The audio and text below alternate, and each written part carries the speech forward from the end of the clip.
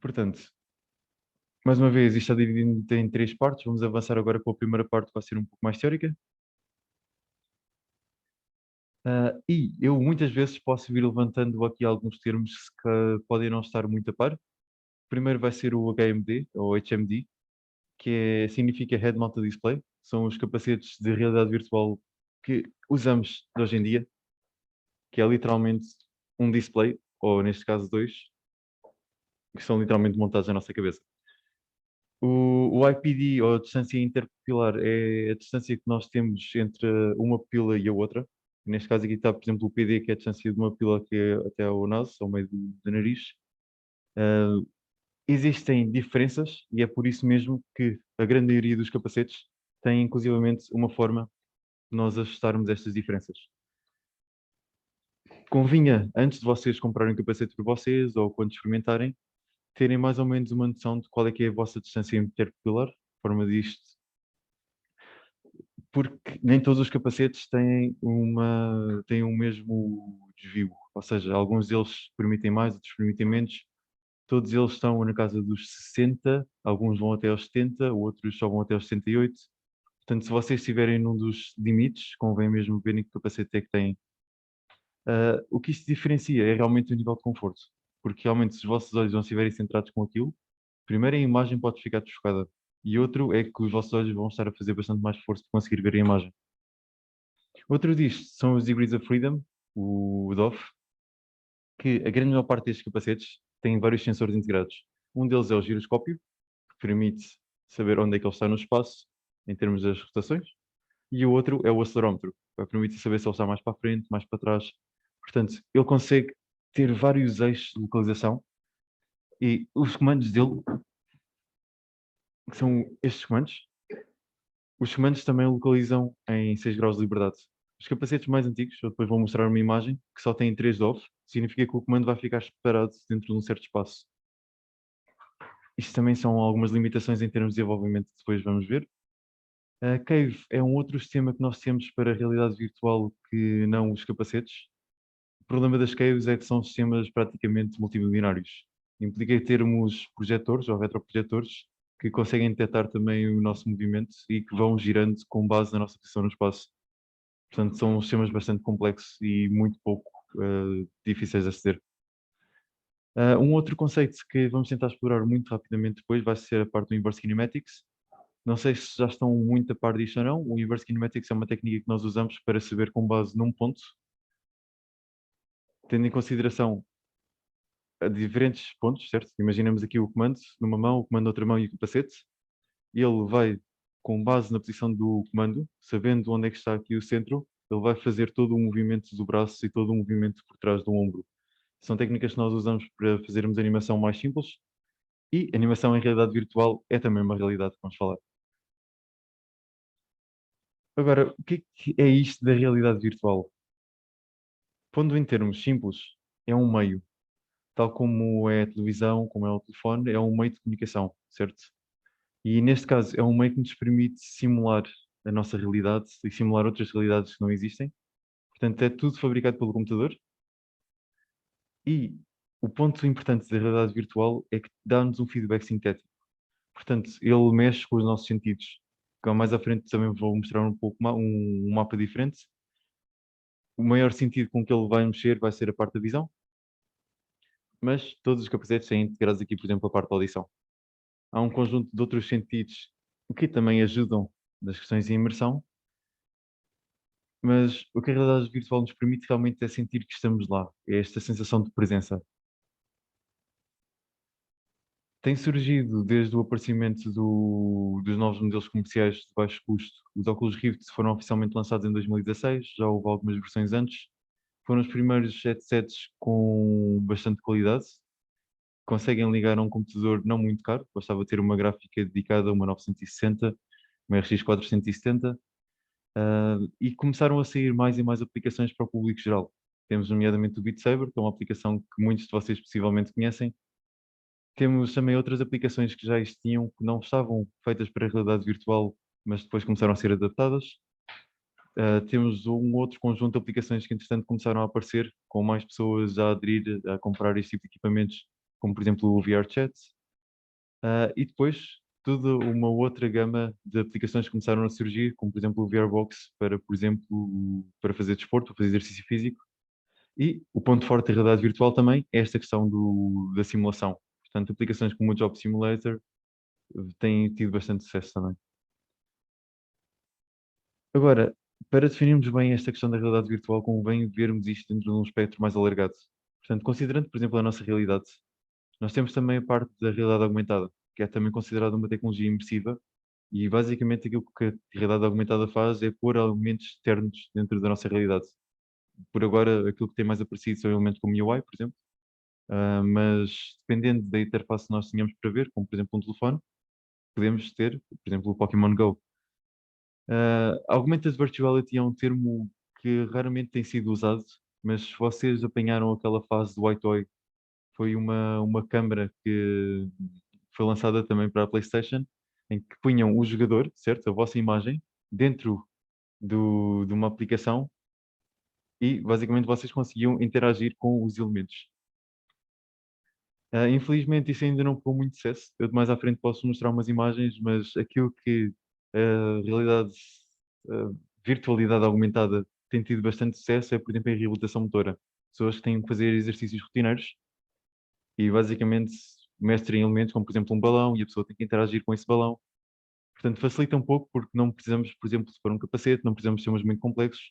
Basta termos um ecrã e uma câmera, conseguimos fazer estes sistemas. A realidade virtual, por outro lado, tem uma grande amplitude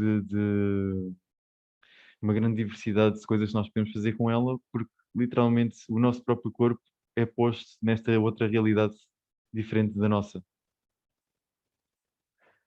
Agora, tudo isto funciona com base em alguns princípios.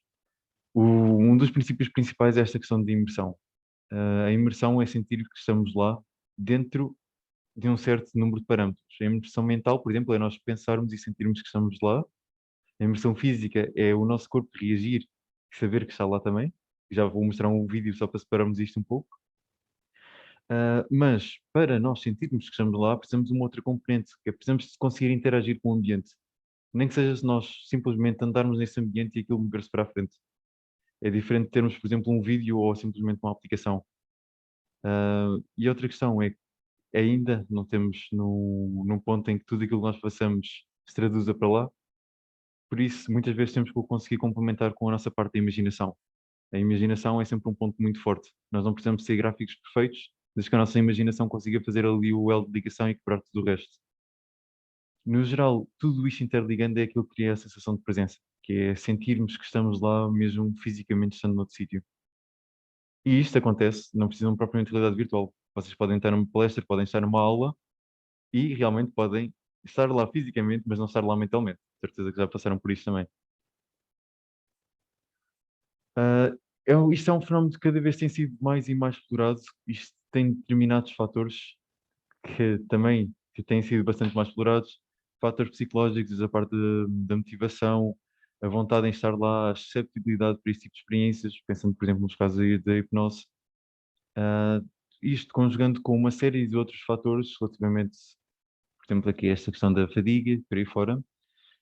Tudo isto, incluindo, inclusive a conjugação que eles têm com outros fatores dentro da aplicação, por exemplo, a parte da latência, da velocidade de processamento, da resolução do capacete, são alguns elementos que vão ajudando a construir essa sensação de presença, de estarmos realmente lá.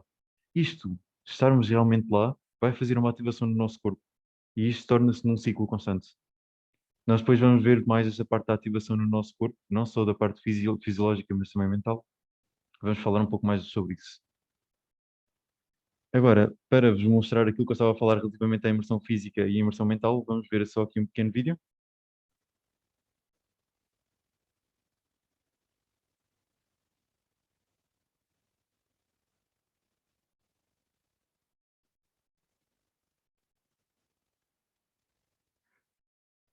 Portanto, em ambos estes dois clipes, aquilo que aconteceu foi, mesmo que a pessoa soubesse que estava ah,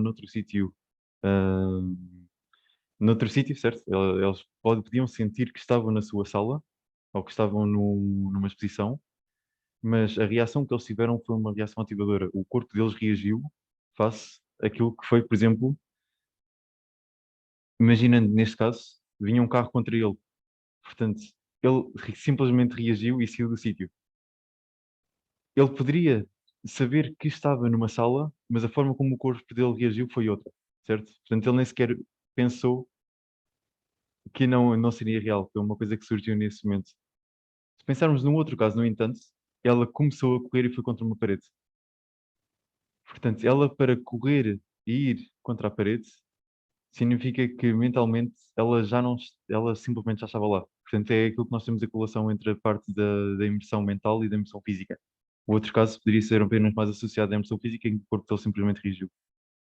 No outro caso, ela realmente tomou uma ação, a ação de movimento, e depois esqueceu-se que já não estava nessa sala, daí a questão de ter ido contra a parede. Ok. No entanto, o que é isto da realidade virtual? É bastante melhor explicado quando vocês metem realmente um capacete na cabeça e, por norma, a primeira reação que as pessoas têm é isto, é abrir a boca. Isto é aquilo que nós chamamos como o fator de oh, que é uma emoção bastante forte e que geralmente é criada quando nós não temos experiência prévia daquilo que está a acontecer. Isto ajuda-nos a compreender, se pensarem que na nossa vida diária nós interpretamos o mundo à nossa volta com base nos nossos sentidos. E aqui os sentidos não é só a parte da visão e da audição, é tudo o resto. É toda a memória corporal que nós vamos criando, como é que o mundo é fisicamente. Ah, toda a questão da temperatura, toda a questão da posição do nosso corpo. Nós em aula aqui na universidade fazemos alguns exercícios, como por exemplo fechar os olhos, perceber que nós temos alguma orientação espacial só com base na audição. Mas todos estes sentidos em conjunto são aquilo que nos dão o sentido de estarmos lá, a sensação de estarmos presentes num sítio. E aquilo que a realidade virtual faz, por um lado, ela bloqueia sentidos externos, porque a partir do momento em que vocês metem o capacete, vocês não veem mais nada à vossa volta, e os fones a mesma coisa, vocês deixam de conseguir ouvir, pelo menos tão bem. Ou seja, quanto melhor o capacete conseguir vedar a luz, quanto melhor conseguir ser os fones, portanto, ajudam bastante a pessoa a sentir-se lá.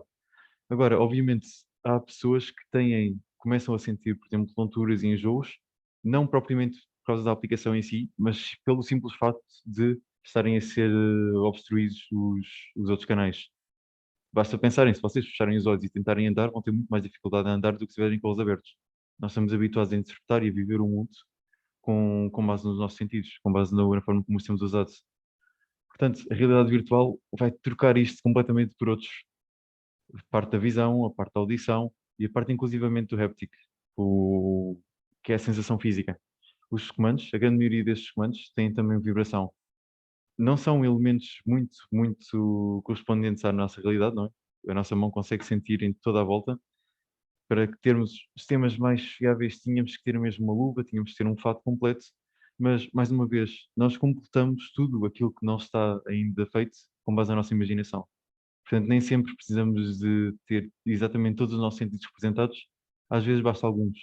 E aquilo que nós vimos é que mesmo, por exemplo, na perturbação traumática de stress, pós-traumática de stress, aquilo que tem acontecido é que às vezes só o som é o suficiente ativador, às vezes nem sequer precisamos da imagem.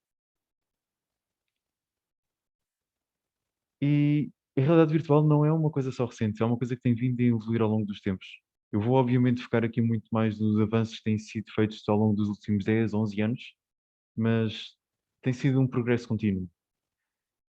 Agora, aquilo que tem aparecido mais e que nós vamos focar mais, sobretudo neste desenvolvimento, a realidade virtual deu um salto muito grande em termos dos média com a saída, por exemplo, do Google Cardboard, em que utilizavam algo que todas as pessoas têm neste momento, um telemóvel, pondo o telemóvel numa caixinha, conseguiam ter uma parte muito simples da realidade virtual. Neste caso, o telefone, pensando já nas características, tinha que ter um giroscópio, tinha que ter um acelerómetro a funcionar. Aí está, alguns componentes mínimos que depois vamos ter pensando. Ok, 1838, se pensares 1838, aqui são os princípios da estereoscopia. E aqui não estamos a falar ainda em gráficos criados por um computador, certo? Esta parte de 1838 é só a questão de nós percebermos que nós temos dois olhos, que os nossos dois olhos têm pontos focais diferentes, mas que com certos instrumentos nós conseguimos transformar isto numa outra imagem. Nós, há muitos anos atrás, tínhamos aquelas questões, aqueles pequenos capacetes em que nós girávamos e víamos imagens, e eram imagens tridimensionais. Todo esse tipo de tecnologias tem vindo a ser evoluído. Aqui vocês têm em 1965, por exemplo, um exemplo em que nós temos realmente os primeiros capacetes, capacetes com aspas, que permitiam que a pessoa conseguisse girar no espaço e que o ambiente conseguisse rodar com elas. Isto, no entanto, tinha um grande gancho em cima, se aquilo caísse, literalmente estava a cabo da pessoa. Pronto, os sistemas mais modernos têm vindo com toda a revolução a nível das lentes, a nível dos processadores, tornando-se cada vez mais pequenos, que depois também vamos falar um pouco mais sobre essa parte.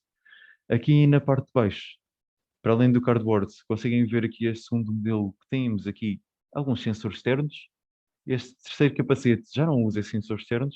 E o quarto capacete que está aqui, que ainda não existe, é só um projeto, começa a integrar outros tipos de sinais que vão muito para além da visão e da audição. Agora, os capacetes em si não são nada mais, nada menos do que pedaços de plástico, algumas lentes, alguns chips, e quanto mais eles vão evoluindo, também mais vão ficando complexos. Agora, como é que nós fazemos realmente este tracking? Os capacetes, quando começaram a surgir, a maioria deles usavam isto que é outside-in tracking. São sensores infravermelhos que conseguiriam localizar os capacetes. Se vocês notarem, por exemplo, este comando que eu tenho aqui na mão, ele não é muito visível porque ele está desligado. Deixa-me só ligar. Conseguem ver, por exemplo, estes pontos aqui? Isto é uma forma que ele tem para o capacete depois eu conseguir localizar no espaço. É aquilo que nós chamamos de constelação. A maioria dos sensores mais caros, aquilo que usam são base stations ou lighthouses, que são sensores infravermelhos que vão detectar pontos específicos nos capacetes. Este capacete não usa outside-in tracking, usa o inside-out. E o inside-out é mesmo outra técnica que utilizam câmaras. Tem aqui uma câmara lateral, tem aqui duas câmaras frontais e mais outra lateral aqui deste lado. Eles utilizam câmaras para mapear o espaço. É isto que nós temos aqui como SLAM. Portanto, são técnicas diferentes e se vocês pensarem, o outside-in tracking, ele é bastante mais fiável em detectar a posição. No entanto, torna-se também um sistema bastante mais caro e bastante menos portátil. Os dispositivos que têm aí o inside out tracking, na verdade, são portáteis. Portanto, vocês conseguem, por exemplo, os óculos Quest, levá-lo para qualquer lado e aquilo que vocês definem é só um guardião, é só uma área de segurança para que a pessoa não vá contra os outros objetos. À medida que este tipo de tecnologias vão evoluindo, nós vamos conseguindo, inclusivamente, trazer elementos de fora da realidade para dentro também, para eles conseguir avisar, por exemplo, que está uma pessoa a passar e no momento em que está uma pessoa a passar, eles trocam as câmaras, mostra-nos a visão monocromática das câmaras de fora, a dizer que está ali a passar uma pessoa. Se vocês tiverem curiosidade sobre isto da realidade virtual, há um livro de Laval que tem um pouco sobre o que é que nós costumamos usar. Porque a realidade virtual não é só a questão dos jogos, temos também a questão do cinema, dos vídeos, temos toda a questão de investigação, porque se pensarem num contexto laboratorial, nós conseguimos replicar qualquer tipo de situação num laboratório fechado. E nós utilizamos o laboratório fechado para garantirmos que temos um ambiente controlado. Ora, mais tipos de aplicações que nós podemos ter com a realidade virtual. Uma delas que nós fazemos é isto, intervenção psicológica, certo? Porque nós temos um contexto seguro em que podemos colocar a pessoa, neste caso o nosso cliente, dentro de uma situação para confrontação, ou podemos simplesmente usá-lo também para reabilitação motora ou cognitiva, ou seja, passá-los por uma experiência também de aprendizagem. A investigação, mais uma vez, dá-nos a informação que nós não teríamos do outro lado, porque ter dados do terreno é muito, muito complicado. Imaginem só levarmos um cliente para um avião, certo? O custo do bilhete não só para o cliente, mas também para o terapeuta. E nem todos conseguimos também ter aranhas nos nossos consultórios, não é? Por outro lado, é bastante útil também a nível de ensino e formação. Basta pensarmos nos pilotos da aviação, em cirurgiões, por exemplo. É muito mais fácil eles conseguirem praticar num cliente virtual. A presença virtual, começámos a ver também com a parte do Covid, muitas e muitas reuniões e sessões e palestras e conferências por via Zoom. No entanto, começaram também a surgir mais e mais conferências em realidade virtual. E por outro lado, a indústria em si também é um grande movimentador disto. Temos a parte, por exemplo, da arquitetura e marketing. Isto vai tendo mais e mais sucesso na parte da AR, mas VR também tem o seu impacto. Nomeadamente em termos de arquitetura, de conseguirmos pôr lá a pessoa e a pessoa sentir que está mesmo naquele espaço. Agora, A realidade virtual tem algumas limitações e uma delas é aquilo que já falei muito brevemente relativamente à questão das tonturas e engenhos, que, por um lado, estamos a isolar os sentidos, não é? Por outro, estamos a dar alguns sentidos que se vão em contraposição com aquilo que nós estamos a fazer na realidade. Se estiverem-se a mover, por exemplo, com o comando com o joystick para a frente, o vosso corpo não se está a mover, mas o vosso cérebro está a ver o mundo a mover-se. Portanto, esta disparidade é aquilo que causa alguns sintomas de enjoo. Varia sempre de pessoa para pessoa. É a mesma coisa que pensarem, por exemplo, se sentem enjoos no barco ou não, mas felizmente é uma coisa que também diminui com a habituação. A investigação, aquilo que nós fazemos também, uma das possíveis áreas, é vermos que tipos de outras formas de movimento é que podem ser menos indutoras desta coisa da cyber sickness. Uma delas, por exemplo, é fazer os movimentos com base na posição da cabeça, andar para a frente e guiando para a frente, por exemplo. Isto porque a nossa forma de sabermos como é que estamos a movimentar tem a ver aqui com a nossa parte do nosso ouvido interno. Outras formas é fazer com que o cérebro perceba para onde é que vai. Se nós movermos o botão para fazermos teletransporte, mas se nós virmos para onde é que vamos ser teletransportados, vamos acabar por ter menos enjoos, porque já temos uma noção do que é que nos espera quando chegarmos a esse ponto. Podemos também arranjar outras técnicas bastante mais complexas a nível matemático, como, por exemplo, fazer uma manipulação do espaço. Porque, por exemplo, nós podemos estar a pensar que estamos a andar numa linha reta, mas na verdade, ah, no mundo virtual podemos estar a andar numa linha reta, mas na realidade podemos estar quase que a andar em círculos. Existem certas técnicas que nos ajudam a fazer este tipo de pequenos truques. No entanto, têm que ser bastante bem feitos, porque se for demasiado, a pessoa começa-se a trocar toda. E depois, se for feito durante muito tempo, quando a pessoa passa novamente à vida real, vão pôr a pessoa a bater contra paredes porque enganas um pouco. Se pensarem também no dia a dia, nós não andamos sempre em linha reta, certo? O nosso próprio corpo balança-se e equilibra-se de uma certa forma que tinha que aprender toda num outro mundo. Por último, temos umas formas bastante mais simples, que é quando nós andamos, nós balançamos o nosso corpo, certo? Uma delas, podemos simplesmente mover os nossos pés, para cima e para baixo, o que vai ajudando um pouco a simular o movimento. E a outra é simplesmente, por exemplo, mover os braços. Isto são técnicas que são estudadas e que foram comprovadas já que ajudam um pouco. Agora, uma outra coisa que nós temos de ter atenção é a questão do que tipo de dados é que nós estamos aqui a passar. Se pensarem, estes capacetes, alguém os construiu, não é? Estes, por exemplo, são da HP, mas temos outros óculos, por exemplo, esta empresa do óculos, que agora se chama Meta, os Quest, foi uma empresa que foi comprada pelo Facebook. E uma empresa rival deles da China, foi comprada pela empresa mãe do TikTok também. Portanto, há aqui dados que eles conseguem recolher que são dados bastante importantes. Por exemplo, se os capacetes tiverem eye tracking é um sistema que nós temos para saber para onde é que nós estamos a olhar. Eles conseguem detectar coisas como, por exemplo, a dilatação da pupila, se os olhos estão abertos ou não, para onde é que nós estamos a observar, quanto tempo é que observamos, se é só uma sacada ocular. E este tipo de informação, temos aqui um exemplo de um estudo, conseguem-nos dar indicadores, por exemplo, do género, da idade, da localização geográfica, da condição física. Como muitas vezes dizemos, os nossos olhos são o espelho do mundo, não é? São o nosso espelho. E pensando também noutras questões, o capacete, estando na nossa cabeça, está a registrar toda a nossa atividade motora. E a nossa atividade motora tem também uma nossa assinatura pessoal. Por exemplo, imaginem que se vocês estão mais tristes, estão mais cansados, por exemplo, há de ser uma posição muito mais para baixo, há de ser movimentos muito mais lentos, uma pessoa ansiosa há de ter movimentos muito mais rápidos. Portanto, dependendo da idade, isto também pode ser um indicador que vai variar. Ou seja, existem um número infinito de possibilidades que nós conseguimos fazer com esse tipo de data. E se poderem pensar os dados que já existem do Facebook, conjugando com estes outros dados, eles conseguem ter um perfil bastante complexo de pessoa. Agora, o que é que nós fazemos então aqui no eLab? Nós somos um laboratório que conjuga diversas áreas. Aqui estamos sediados no edifício aqui de Psicologia.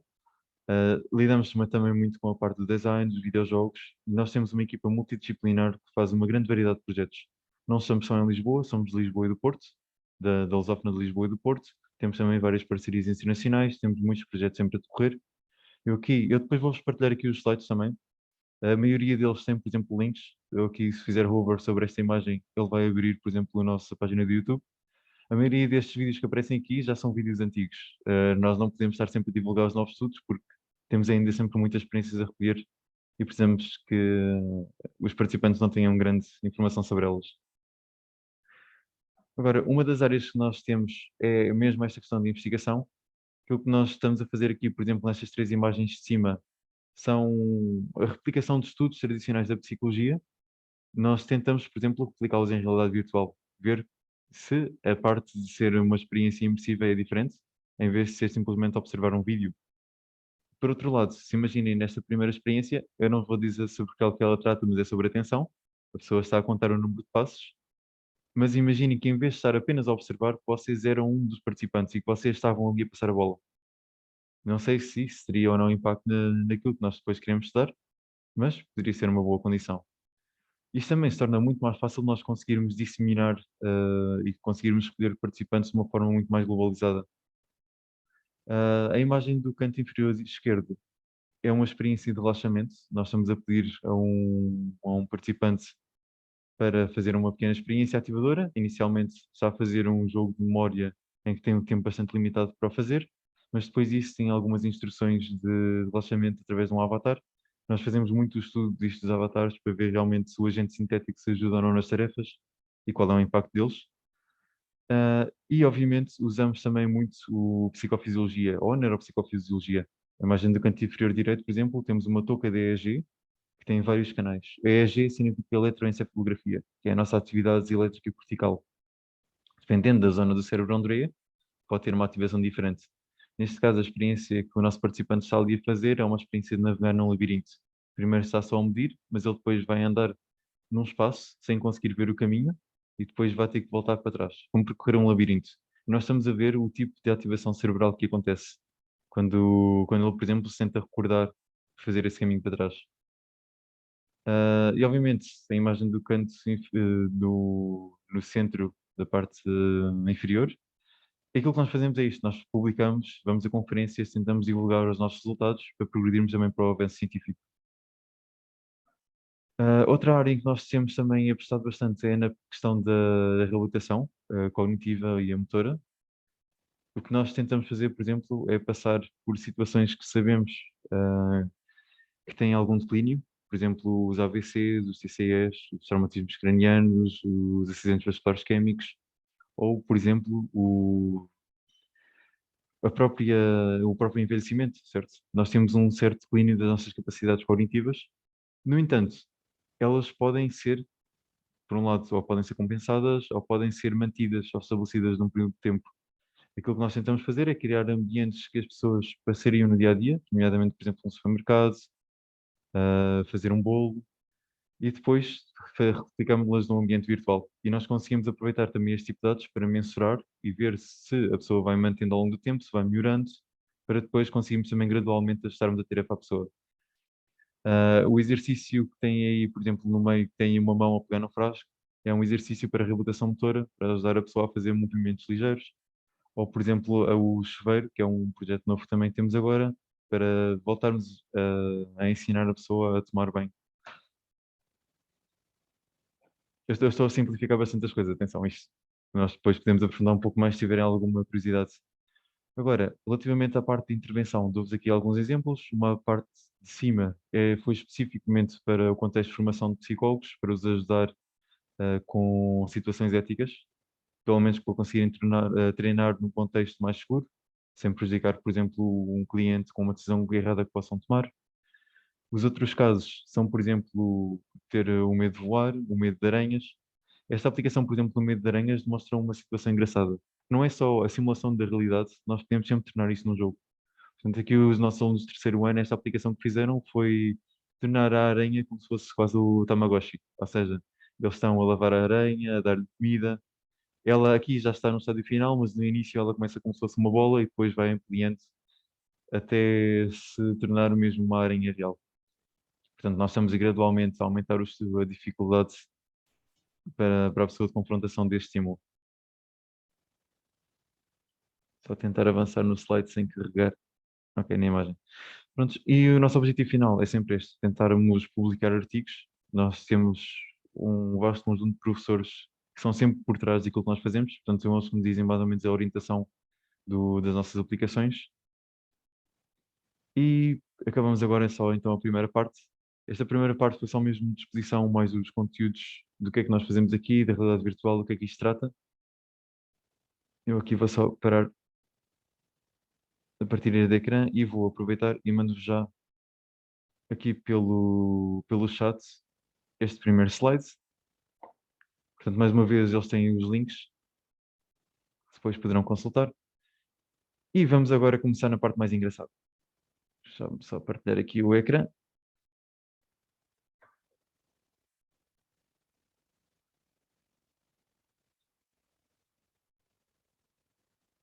Pronto, vamos entrar agora numa parte de truques e dicas.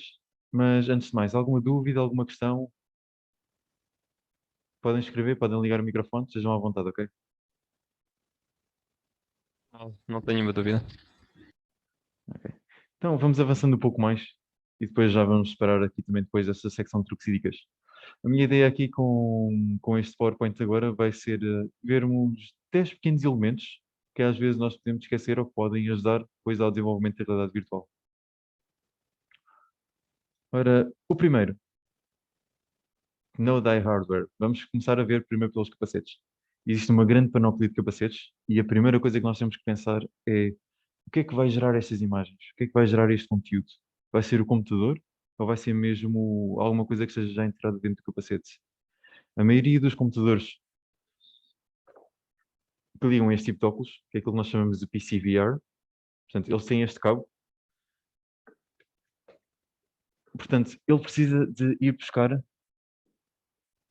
toda a parte gráfica, toda a parte de processamento ao computador. Os parâmetros mínimos dos specs que eles têm aqui da Oculus são também considerados para qualquer tipo de capacete que utilize isto. Portanto, a GTX 960, a RX 470. Portanto, isto são os mínimos dos mínimos, ok? Se vocês quiserem puxar alguma coisa com os óculos que eu tenho aqui, que têm uma resolução de 2 capas em cada olho, vocês precisam de uma 1080, uma 2080, ok? Para conseguir puxar o máximo. Caso contrário, ele trabalha a metade da resolução. Por outro lado, também tenho que pensar na forma como eles ligam. Antigamente, a maioria dos capacetes usava os cabos HDMI. De hoje em dia, todos os capacetes novos que têm saído já têm usado o DisplayPort. Qual é que é a implicação disto? Se vocês tentarem ligar um cabo de DisplayPort a um portátil, começam logo a ver um problema. Os portáteis não têm entrada de DisplayPort. No máximo tem uma mini DisplayPort, ou então aquilo que começam a ter mais são entradas USB-C, não é? Agora, para uns óculos de realidade virtual ligarem a um cabo de DisplayPort, o USB-C tem que estar ligado diretamente à gráfica e nem todos os portáteis estão. Portanto, se vocês tiverem um portátil e quiserem correr realidade virtual com ele, tiverem óculos para ligar ao computador, tenham muita atenção em ter a certeza que existe uma entrada USB que está ligada à gráfica. Caso contrário, esse computador não vai conseguir correr se não tiver uma entrada de mini DisplayPort. Já agora, estes óculos em específico que eu tenho na mão, eles precisam inclusivamente estar ligados a uma tomada. Portanto, não acontece com todos, acontece só com aqueles que tenham melhor qualidade, mas é sempre preciso termos atenção àquilo que eles precisam. Os óculos Rift, por exemplo, são uns óculos um pouco mais antigos, que ainda ligam por HDMI. Os sensores deles têm que ser ligados ao computador, que isso implica que têm que ter duas portas USB para os sensores, mais outra porta USB para o capacete ligar ao computador, mais o HDMI também. Ou seja, isto num portátil normal ocupa todas as entradas. Outra questão que é muito importante ter, os computadores convém ter Bluetooth. Por muito que eles façam também a comunicação com a infravermelho, eles também precisam de Bluetooth para conseguirem comunicar com o computador. Eles usam uma grande panóplia de sinais. Portanto, vejam bem qual é que é o hardware que vocês têm. E pensando nisto também, temos a questão dos comandos. Não existe um standard ainda. Aquilo que existe é só um layout. Geralmente há sempre uma forma de conseguirmos agarrar os comandos. Por norma, têm aparecido sempre os botões do trigger e do grip, que é o Activate e o Select depois no Unity. Mas, por exemplo, houve muitos óculos que foram lançados, todos os óculos da Vive, foram lançados não com joystick, mas com trackpad. E se pensarem como vocês fazem geralmente as aplicações, isto torna-se um pouco difícil, porque ele tem que conseguir reconhecer isto, que é um joystick e que não é um trackpad. Felizmente, no Unity, agora com o novo input system, isto torna-se um pouco mais fácil, mas também vamos ver um pouco mais à frente estas considerações. Relativamente aos capacetes, sobretudo os capacetes que não são ligados por cabo, eles têm bateria. Os comandos também têm bateria. Estes comandos, por exemplo, a bateria deles são pilhas. Há outros que precisam mesmo ficar ligados à corrente. As pilhas têm vantagens e têm desvantagens. A maior vantagem é que não têm tanto desgaste ao longo do tempo, porque é simplesmente tirar e pôr pilhas novas. As outras baterias, obviamente, têm um prazo de vida útil. E a grande maior parte destes capacetes, para conseguirem reduzir preço, têm tido mais e mais plásticos que não são propriamente desmontáveis. Portanto, é preciso ter algum cuidado nos componentes do computador e do capacete. Outra característica importante, para não estarmos diretamente com as lentes, eles têm faceplates. São, por exemplo, estas máscaras aqui. Estas máscaras, dependendo do capacete que vocês utilizam, podem ser mais ou menos apropriadas aos vossos participantes. Nomeadamente, por exemplo, o facto de se usar óculos. Esta faceplate aqui, por exemplo, permite-me, com alguma dificuldade, usar óculos. Estes óculos aqui são bastante pequenos. Portanto, se fosse alguém com uns óculos que fossem maiores, já seria bastante difícil conseguir usar estes óculos. Pelo menos com esta faceplate. Os óculos Quest foram um produto bastante vendido. Tinham, inclusivamente, um separador aqui para acrescentar uma maior distância, para ajudar na colocação dos óculos. Mas o Quest 2, por exemplo, para ser um produto também mais fácil, mais económico, ah, torna-se bastante mais complicado a pessoa usar óculos.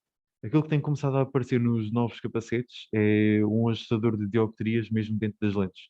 São umas novas lentes que vão sair agora para o mercado, são de micro LEDs, mas até isso se aparecer vai ser complicado. É sempre importante pensarmos se nós usamos óculos ou não e se os óculos conseguem caber dentro da caixa.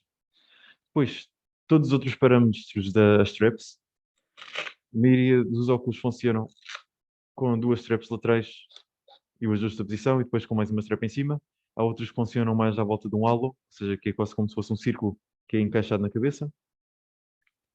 Isto, atenção, é bastante importante na questão de desenvolvimento, porque se vocês estiverem a usar óculos para desenvolver, dá sempre jeito vocês conseguirem ter uns óculos depois que permitam só levantar a parte das lentes, para conseguirem estar a ver o que se passa no editor.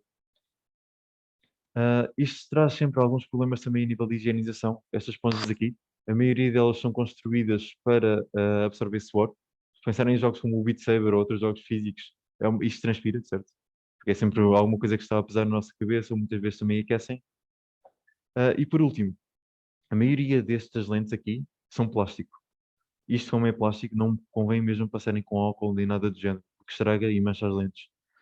É como se fossem só óculos normais, é só passar com um paninho de microfibras para conseguirmos limpar. Uh, Também é importante considerarem esta questão dos cabos. Dependendo do capacete que vocês usem, eles podem usar adaptadores diferentes. Muitos desses cabos são também proprietários e são muito difíceis de arranjar. Portanto, se vocês partirem um cabo destes de realidade virtual, torna-se complicado, porque primeiro são cabos de 5 metros, a maioria deles. Podem tentar arranjar óculos de 3 metros, mas, por exemplo, para os cabos do Oculus Quest, que eles ligam com um cabo do USB 3 ao computador, o cabo tem que ter uma capacidade específica para conseguir, por exemplo, ligar. Caso contrário, a única coisa que ele faz é a alimentação. Ok, o Diogo colocou aqui um comentário. Basicamente, na última versão dos Quests, aquilo que fizeram foi pôr lá uma banda de silicone que se consegue pôr aqui à volta. Portanto, sim, estes silicones são um pouco melhores a nível desta questão de transpiração. Ou melhor, pelo menos de contaminação.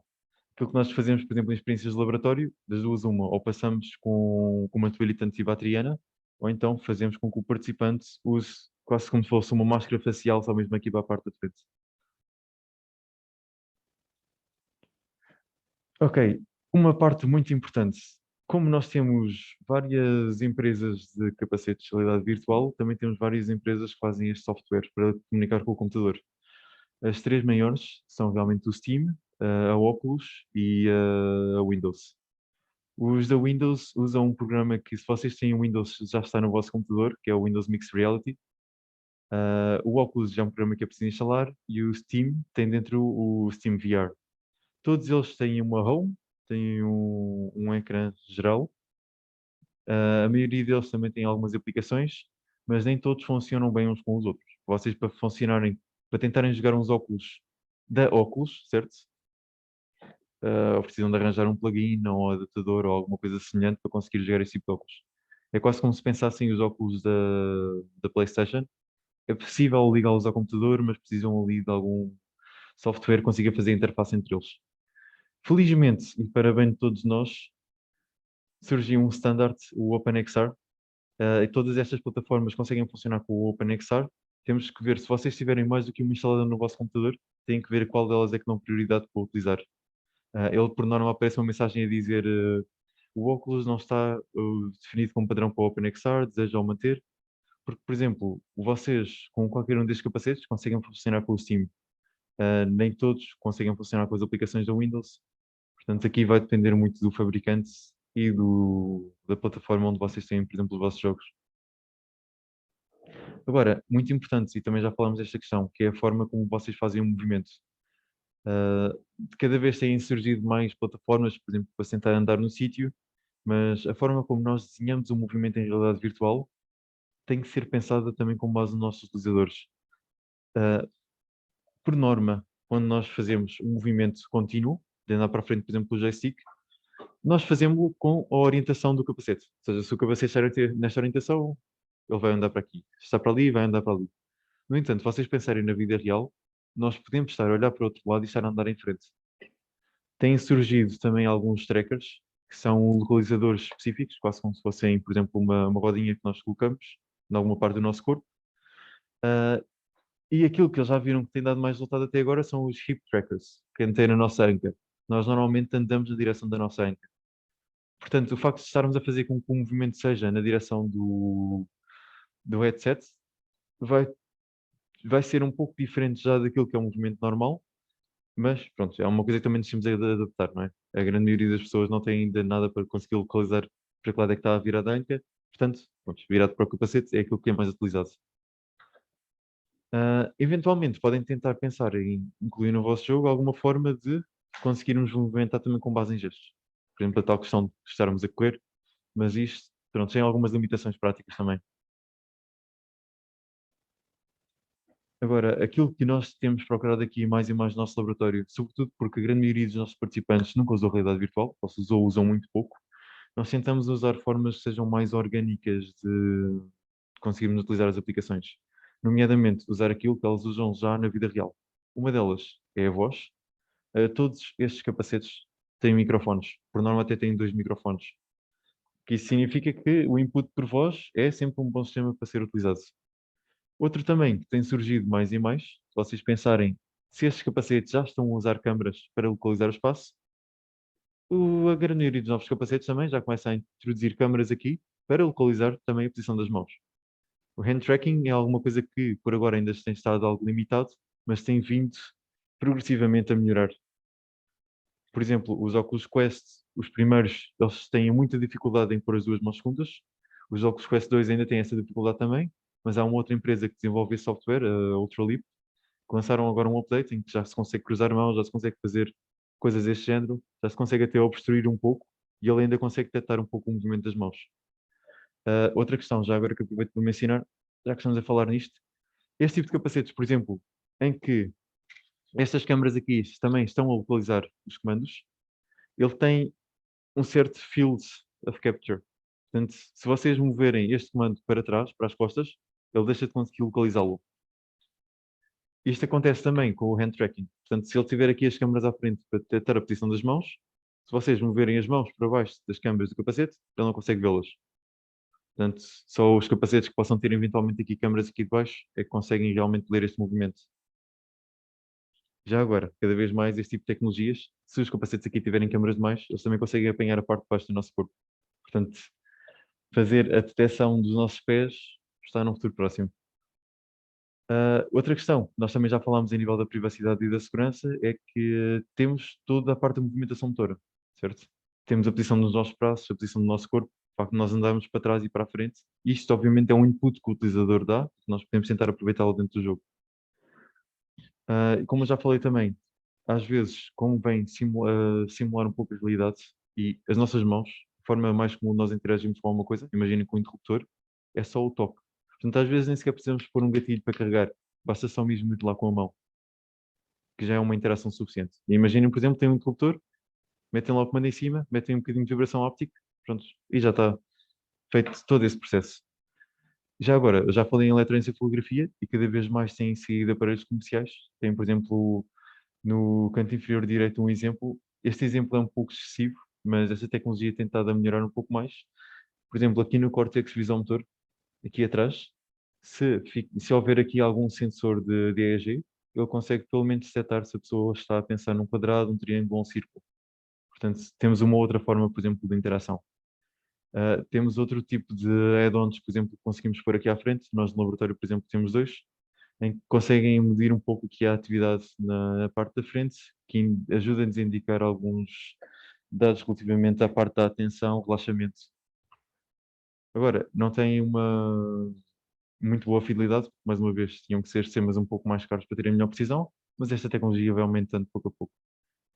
Já agora, não precisamos só de comandos, cada vez mais temos visto também formas de colocarmos o nosso teclado e rato em realidade virtual, ou simplesmente, por exemplo, um joystick. Também funciona bastante bem com simuladores de voo.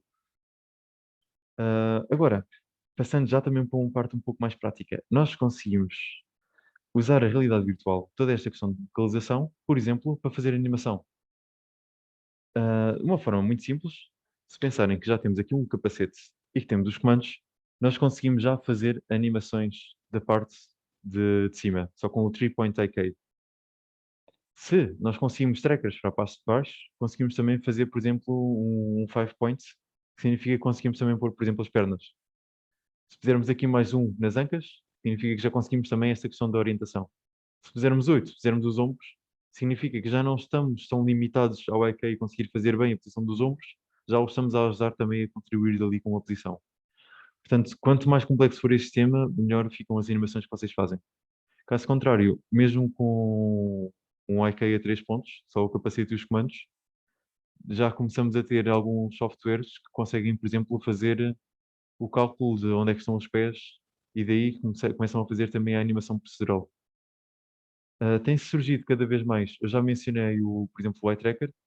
O eye tracker significa que ele consegue ver para onde é que os olhos estão a olhar, portanto, conseguem fazer toda a representação ocular.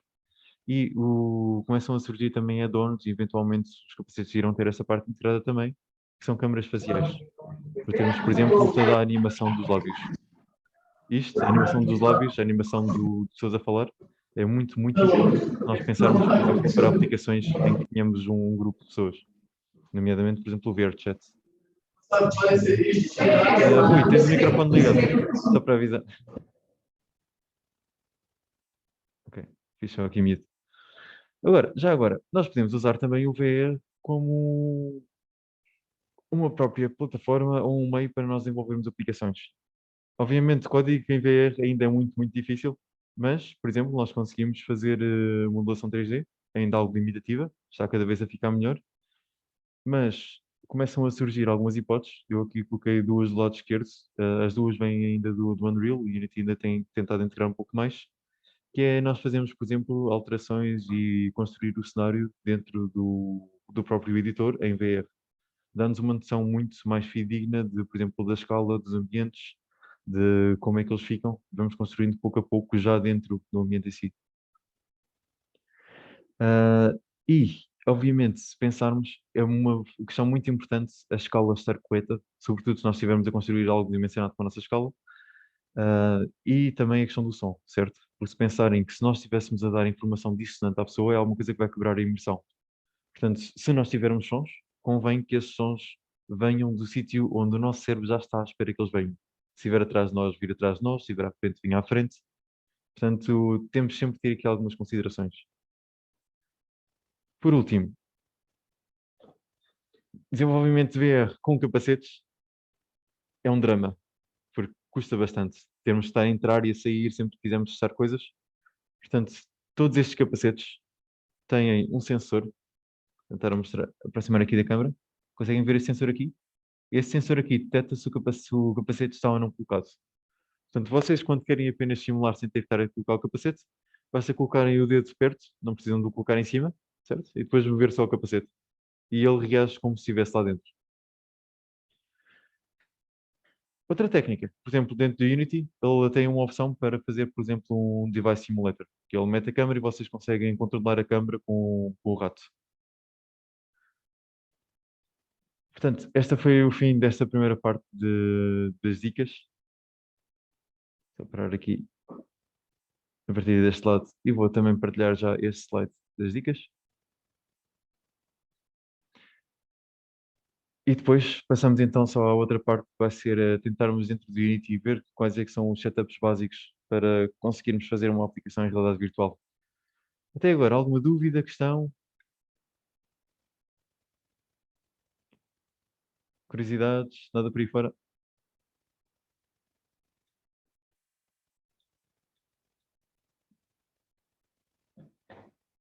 Ora, eu vou abrir aqui o outro PowerPoint.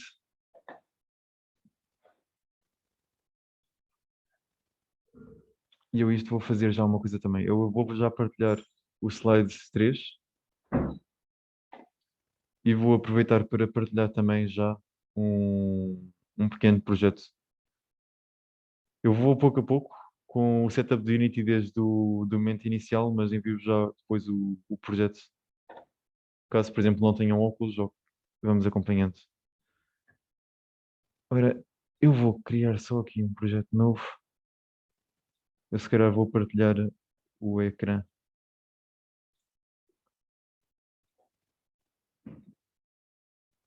Pronto. Digam-me só uma coisa, conseguem ver, então, ver a janela do editor, não é? Onde é que eu tenho o chat? Confirmem-me só se estão a ver o Unity Hub, só para garantir que isto está no sítio Estamos correto. sempre, só. Ok. Portanto, eu vou só então fazer a New Project 3D. Eu aqui, por agora, aconselho-vos a usarem mesmo o 3D e não usar o VR Core. Vamos passo a passo só mesmo para percebermos o que é que o Unity está a tentar fazer ali no outro. Vou-lhe chamar VR First Steps e vou criar então um novo projeto.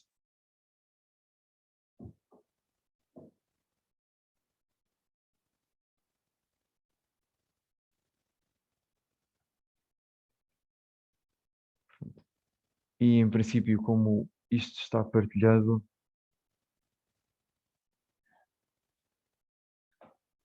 eu aqui partilho só a janela da Firefox, é mais simples com o PDF. Portanto, a primeira coisa que nós temos que pensar é como é que nós vamos fazer o VR no Unity. Nós temos que integrar algum SDK, temos que integrar alguma funcionalidade para ele conseguir ter já tudo aquilo que precisa para o VR. Já existe, e aquilo que foi sempre existindo ao longo dos tempos foi sempre surgia uma nova empresa dos óculos, das duas uma, ou criavam eles a sua própria forma de integração, ou então usavam uma outra já existente. Por exemplo, o SteamVR é aquele que é mais utilizado no geral, é um dos mais estáveis, um dos maiores pacotes.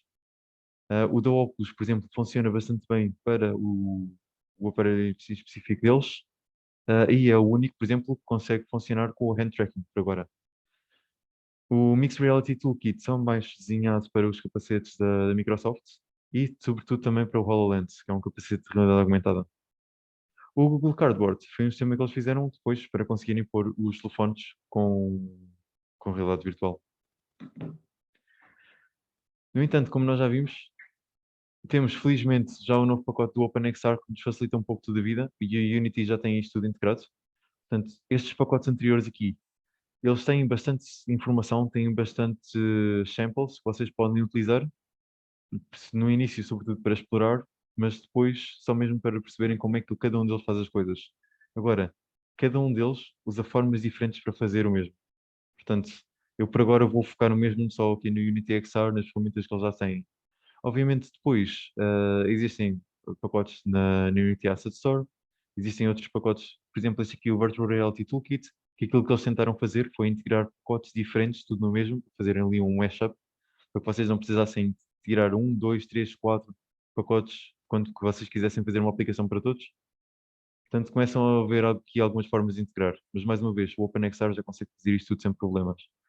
Eu aqui coloquei só o exemplo, por exemplo, do Unreal. Ele tem exatamente a mesma coisa, mas existem outros pacotes que as pessoas vão desenvolvendo com algumas formas de auxiliar para não começarmos sempre do passo zero. Ok, portanto, eu agora vou passar diretamente ao Unity. Eu acho que ele já me abriu o projeto e está aqui. Ok, as minhas janelas estão completamente trocadas. Eu vou só endireitar aqui. Puxar a hierarquia para aquele lado. A janela do Zoom não vai ajudar muito, mas a primeira coisa que nós vamos querer fazer é irmos ao Project Settings e aqui a opção de baixo, o Unity já vem aqui com o XR Plugin Management. Portanto, se nós fazermos aqui o install XR Plugin,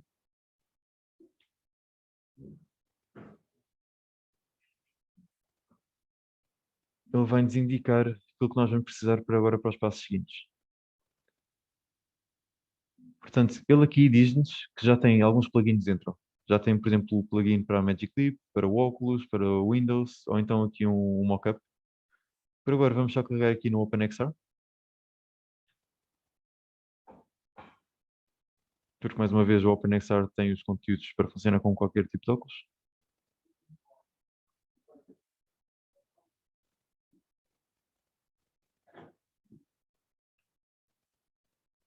Ok, e ele já está a dizer aqui uma informação engraçada, que ele está a dizer que está a trabalhar já com o novo input system. Portanto, eu por agora vou pôr sim, depois eu posso explicar como é que alteramos isto. Mas aquilo que eu vos aconselho é que se estão a fazer um projeto novo e se estão a tentar fazer isto para diferentes tipos de capacetes, ou eventualmente funcionar com o capacete de realidade virtual e funcionar só com o computador, o novo input system tem bastantes facilidades. Eu também ainda estou a aprender um pouco a trabalhar com ele, mas no geral tem sido bastante mais fácil do que usarmos o input system antigo. Se vocês estão familiarizados com ele, se vocês virem aqui ao Project Settings no Player, no Other Settings, cá em baixo, aparece a opção para Activate Input Handling. Ele agora passou para o New. Se vocês quiserem funcionar com os dois, basta fazerem Bobs. Eu aqui vou voltar só então aqui ao XR. Portanto, ele aparece-nos aqui o OpenXR e aparece-nos aqui um aviso. Este aviso é importante nós carregarmos. Ele aqui vai dizer que precisa de uma Interaction Profile, que são aqui as definições dos comandos, e depois aqui um Lock Input Game View. Portanto, vamos fazer aqui só o fixo neste aqui. Eu depois explico melhor o que é o Track Pose Driver. E o outro não precisamos mexer agora. Ele apareceu-nos agora aqui uma outra janela em baixo, com o OpenXR. Agora, temos aqui um grande conjunto de informação. E eu aqui vou-me recorrer aqui aos slides para ser um pouco mais fácil de explicá-la. Ok. Portanto, a primeira opção de simples, de cima, é esta questão do Render Mode. Se vocês se lembram há pouco, eu disse, por exemplo, que estes óculos aqui têm dois displays, certo? Nós estamos a pensar que ele tem duas lentes. É como se tivéssemos dois ecrãs. E se nós temos dois ecrãs, é quase como se tivéssemos que estar a processar a informação em duplicado para cada um deles. Isto, obviamente, em termos de processamento, implica um grande poder de processamento, não é? Que é aquilo que nós chamamos de um multipass. Têm sido feitas novas técnicas que tentam fazer com que usar a mesma imagem, mas depois distorcê-la ligeiramente para um olho e para o outro, que é aquilo que nós chamamos como o single pass, nomeadamente o single pass Insta-Sync. Isto funciona para alguns capacetes, mas não ainda em todos. Portanto, às vezes é preciso um pouco das especificações. Eu nos PowerPoints que eu vos mandei, mandei-vos também aqui alguns links onde vocês podem ver mais informação sobre isto. E mesmo a própria documentação do Unity, ele diz depois qual é aquilo que eles aconselham para determinado capacete. Por exemplo, os óculos Quest já conseguem fazer bem com o Single Pass Insist, os óculos da HP nem tanto. Portanto, vamos voltar só aqui a esta parte. Portanto, ele aqui está marcado com um Single Pass Instance. Eu vou só pô-lo para o multipass só mesmo para garantir que ele funciona em qualquer tipo de sistemas. E já agora, vem aqui uma opção em baixo a dizer Play Mode OpenXR Runtime. Portanto, lembram-se há pouco quando eu falei que nós tínhamos vários tipos de plataformas nos computadores que fazem o VR, ou que integram o VR. Nós aqui, ele vai assumir um System Default, que é aquilo que for determinado pelo computador. Mas se vocês tiverem, por algum motivo, vários tipos de óculos, é normal que quando vocês liguem um tipo, ele queira usar aquele e não queira usar o outro. Portanto, se por acaso isto não estiver a funcionar no Play Mode, confirmem só se vocês estão aqui colocado aquilo que vocês estão a usar no vosso computador. Agora, temos então aqui a opção do Interaction Profiles. O Interaction Profiles, se vocês carregarem no mais, ele vai-vos aparecer aqui diferentes tipos de profiles com base nos capacetes. Portanto, o HTC Vive são aqueles comandos que eu tinha mostrado na imagem que têm um trackpad. Portanto, eu posso simplesmente só selecioná-lo, só para garantir que já tem. O Microsoft Motion Controller são os comandos da Microsoft, todos os comandos do Windows Mixed Reality. Oculus Touch são todos os comandos do Oculus, todos os comandos 6-off. E, por último, o Valve Index são os comandos para o capacete que a Steam, que a Valve fez em conjunto com a HTC. Portanto, são comandos um pouco mais complexos do que a maioria destes. Estes comandos aqui, por exemplo, dos da HP são bastante simples. Ele consegue perceber se eu tenho o dedo carregado ou não. Os comandos da Oculus já têm alguns sensores em que conseguem perceber, por exemplo, se eu estou com o dedo aqui no joystick. Os comandos do Index, eles têm sensores em todos os dedos. Ou seja, ele consegue perceber se os dedos estão ou não a agarrar os comandos. Portanto, isso não é um finger tracking, porque ele não consegue bem detectar se o movimento dos dedos, mas consegue detectar pelo menos se eles estão ou não carregados, oprimidos. Portanto, ajuda-nos também, por exemplo, a fazer a animação das mãos. Então, eu aqui posso adicionar isto se eu quiser. Já agora, eu aqui estou a adicioná-los. Depois à frente já vou explicar um pouco mais, mas deixa-me só ver aqui onde é que eu estou nas janelas. Eu agora vou aqui ao Package Manager e ele vai-me procurar aqui os pacotes novos e eu vou querer selecionar um pacote em específico. Este pacote ainda não está no registro Unity, ainda está em preview, ele está agora já em fase de lançamento, mas para me aparecerem os preview packages nos projetos, nos pacotes todos dele, eu vou ter que vir aqui carregar nas ferramentas e ver Advanced Project Settings. Ele vai ver o Project Settings aqui através do Package Manager. Eu vou fazer Enable Preview Packages. Vou dizer que compreendi.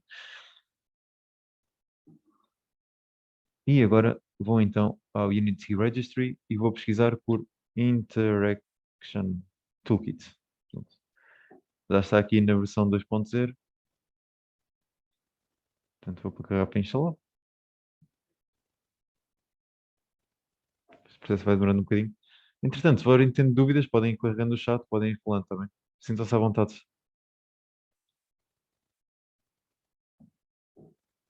Portanto, aqui o XR Interaction Toolkit o que nos vai dar são as funcionalidades básicas, por exemplo, dos comandos do capacete. Se vocês não colocarem o toolkit, podem colocar uma câmera e ele pode conseguir perceber a câmera, a posição, mas não vos vai dar muito mais informações.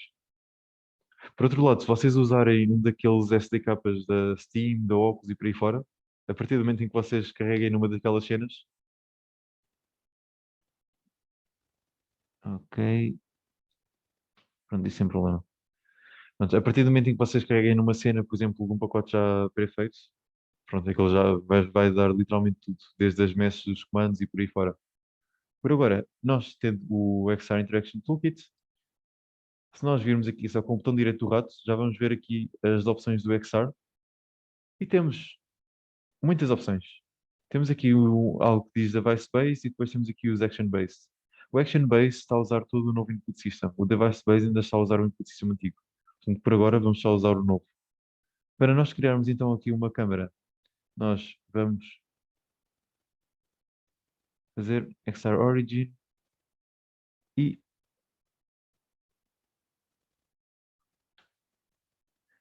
aquilo que ele criou foi um offset, uma main camera e um left controller e um right controller. Se virmos aqui o script que ele adicionou aqui ao Origin, temos aqui a câmera e temos um tracking origin a dizer não especificado. Portanto, vocês aqui podem tentar definir como o floor level e o floor level que ele vai fazer é vai procurar ao guardião. Qual é que foi a posição do chão que vocês definiram no guardião? Agora, chamo aqui a atenção mais uma vez, se vocês usarem mais do que uma plataforma, se tiverem no vosso computador o óculos instalado e se tiverem também o SteamVR, tenham atenção que a forma como o guardião é definido em cada um deles é diferente. Portanto, às vezes se o guardião não estiver bem definido, é porque pode haver ali conflitos em qual deles é que ele vai buscar. Mais uma vez, é a questão de ver no Project Settings qual é aquele onde ele está a ir buscar, por exemplo, a posição do guardião. Se fizerem o device, ele aqui vai tentar fazer uma altura do dispositivo. Portanto, vai ser mesmo com base na posição em que vocês puserem a câmera. Isto tem, no entanto, algumas implicações. Se vocês vierem aqui ao Main Camera, vão ver aqui um script novo que é o Track Pose Driver. Este script aqui está a dizer que está a fazer o tracking com base na rotação e na posição. Lembram-se quando eu falei no início do Chess-Off? Se vocês fizerem só, por exemplo, a rotação, ele vai conseguir detectar só a rotação do capacete, mas quando o jogador se move assim, ele não se vai mover do sítio. Portanto, ele vai se manter fixo. Se fizerem só a posição, por outro lado, ele só vai conseguir perceber se o jogador se vai diferenciar na posição, mas não vai conseguir perceber se a cabeça está ou não a mover-se. Portanto, por norma, das duas, uma, ou nós usamos sempre a rotação, ou nós então tentamos prender a parte da posição, para que, por exemplo, as experiências, por exemplo, que sejam sentadas e que não impliquem grande movimentação no espaço, podemos definir, por exemplo, a parte da rotação. No entanto, isto tem implicações também a nível de saber sickness, porque enjoa. Se a pessoa está a mover e não se vê a mover, vai causar aqui algum desconforto devido à dissonância cognitiva. Ora, depois temos aqui o left controller, que já tem aqui uma série de scripts associados. No entanto, ele não tem aqui ainda nenhuma referência, nem o left, nem o right. Portanto, só para vos ir facultando aqui, aquilo que nós estamos a fazer é seguir um pouco os passos que estão aqui no PowerPoint. Portanto, aquilo que nós vamos tentar fazer agora vai ser ir aqui ao XR Interaction Toolkit e para nós não estarmos a criar um mapa de ações, para estarmos a fazer isto do zero, podemos usar já aquilo que ele tem. Portanto, o Unity, aqui no Package Manager XR Interaction Toolkit, ele tem aqui já um Default Input Actions. Vamos fazer aqui só um import e ele criou-nos aqui uma nova pasta, os Samples, Interaction Toolkit, 2.0, Default, e temos aqui então o nosso novo mapa. Já agora, está aqui uma outra opção, que é o XR Device Simulator. Portanto, vocês se lembram aquela última tipo que eu tinha colocado? Significa que nós, por exemplo, podemos fazer import aqui deste, e aquilo que ele vai gerar aqui é um prefab, também com um mapa de input actions. Vocês colocarem isto aqui na cena, e mesmo sem terem um capacete, se fizerem só play, já vão conseguir mover com base no cursor do rato, vão conseguir mover a câmera. Por exemplo, só o botão direito do rato, ele consegue mover, por exemplo, para a esquerda e para a direita. Com o scroll, ele consegue andar para a frente ou para trás. Portanto, o Device Simulator permite que vocês não tenham de estar mesmo com o capacete na cabeça para fazer isto. Portanto, é só o mesmo colocarem o prefab na cena. Agora, nós queremos, no entanto, colocar este mapa de ações aqui nos nossos comandos. Para nós fazermos isto, vamos ter que ativar aqui as nossas mãos. Está aqui, Left Controller. Vou ter que adicionar. E vou aproveitar e vou adicionar também a mão direita.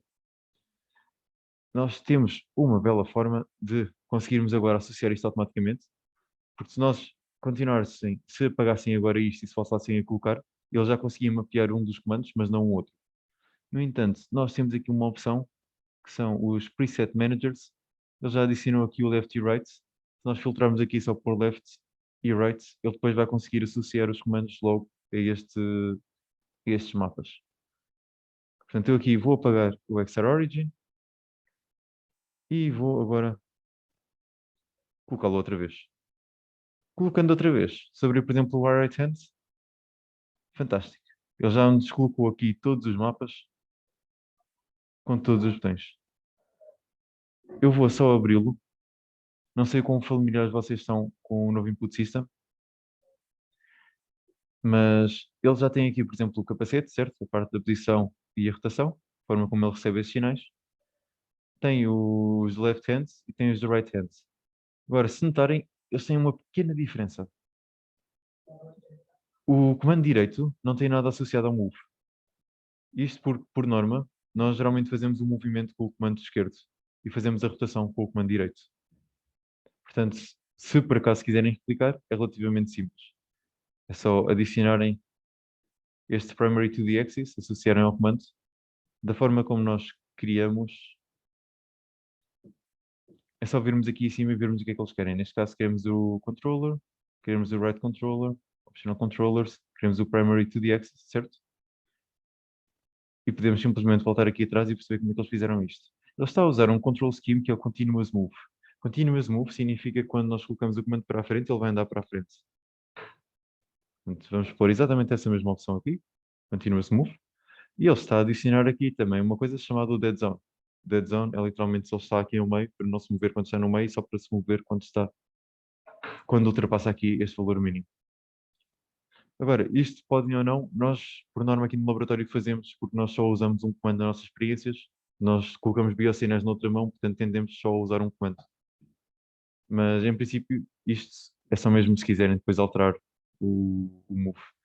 Agora, novo input system, mais uma vez, ele neste momento não está marcado como autosave, portanto, das duas uma, ou marcam com autosave ou metem para fazer save para ele guardar estas alterações. Agora, se vocês fizessem play, ele ainda não iria conseguir fazer nada. Ele ainda precisa de algumas alterações. Eu vou-lhe adicionar aqui no Origin uma coisa chamada Input Action Manager. Vou fazer aqui do Input Action. Se repararem, ele neste momento tem aqui dois. Eu vou pôr o Default Input Actions, porque o outro é do simulador. Pronto, e ele neste momento aqui já consegue ter os comandos. Eu neste momento não tenho os óculos ligados, porque eu tenho receio que este PC não vai aguentar com o zoom aberto. Mas em princípio, se vocês carregassem no Play, em princípio, ele já conseguiria detectar os comandos e já conseguiria mover estes raios que têm aqui associados aos comandos. Já agora, convém só pormos, por exemplo, aqui um plane na nossa scene, só para ser mais fácil percebermos onde é que eles são. Agora, se nós quiséssemos andar, o Unity, com o botão direito do rato no XR, tem aqui um Locomotion System. Este Locomotion System, aquilo que nos permite é mostrar-nos as diferentes formas como nós já temos as movimentações incluídas dentro do Unity. Ele já vem incluído aqui um Teleportation Provider, um Snap Turn Provider e por agora é só isto. O Snap Turn ele está a rodar com 45 graus quando nós carregamos na ação. Neste caso, ele ainda não está aqui nenhum. Eu vou pôr, por exemplo, aqui para usar a referência do comando direito. So right hand activate, static select. Ok, portanto, nós queremos aqui é o right hand turn. O turn é aquilo que vai fazer a rotação do joystick.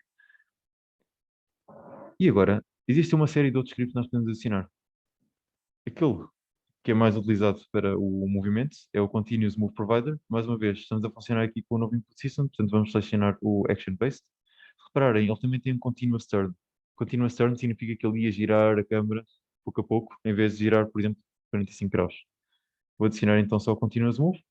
Neste caso, eu queria que ele fizesse um move com base no comando esquerdo, portanto, iria usar a referência. Neste caso, até vou já escrever move, que é aquilo que eu quero, e vou escolher o comando esquerdo. Vocês podem pôr isto a funcionar com o comando esquerdo e com o comando direito. Neste caso, podem pôr inclusivamente a funcionar com os dois comandos o move e o turn. Não é muito aconselhado, mas ele faz isso. Eu aqui posso deixar em branco, podem pôr. Ele, por norma, vai preencher isto quando fizerem play. Portanto, esta parte não é grande problema. A partir deste momento que já tenham esta parte selecionada, se fizerem play, se andarem para a frente, ele em princípio já consegue fazer esse movimento. Ora então, vou-vos mostrar só aqui uma outra questão, que é diferentes comandos têm diferentes mapas de ações. Esta imagem não é assim muito clara, mas se lembrarem aquilo que nós fazíamos há pouco, foi usar um movimento com base no Primary 2D Axis. A forma como ele faz isto, por exemplo, nos comandos da Windows, usa, por exemplo, um touchpad. Este aqui já é um comando da Windows, mas está a usar já um joystick também. Os comandos da Gear VR, por exemplo, são 3-off. Eles não conseguem localizar se o comando está a ser movimentado, por exemplo, para trás, para a frente. Só consegue mesmo movimentado nestes eixos. Os outros estão a usar, por exemplo, ou trackpads ou joysticks. Ou seja, pelo menos, independentemente do comando, se vocês fizerem o Primary 2D Axis, ele vai conseguir arranjar aqui os eixos dos movimentos. O trigger, o botão de trigger, neste comando está aqui com este gatilho, também é algo que está marcado aqui em todos os comandos. O grip também está marcado em todos os comandos. O Magic Leap tem outros comandos associados, portanto já não tem grip, tem outro outra opção diferente. E agora temos as partes fantásticas porque o eixo secundário, há comandos que têm dois tipos de joysticks, há uns que têm um joystick e têm um trackpad. Ah, há comandos que têm botões como este, por exemplo, tem o BA e o XY, há outros que não têm. Portanto, é preciso termos este tipo de coisas em consideração, porque às vezes podemos tentar carregar no botão de menu, mas o botão de menu não existe nesse comando, existe num outro comando.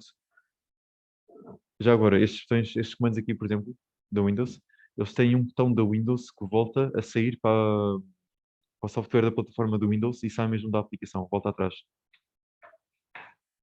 O botão das opções é completamente diferente. Por norma, no Steam, se vocês carregarem no R3, geralmente é o joystick para dentro, ele aí vai abrir o menu do Steam.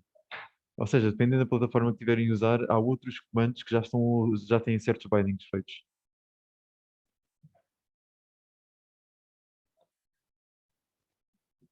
Ok, eu nos slides, agora vou apresentar aqui, não vou mostrar na outra parte, mas só tirar aqui um pouco o zoom.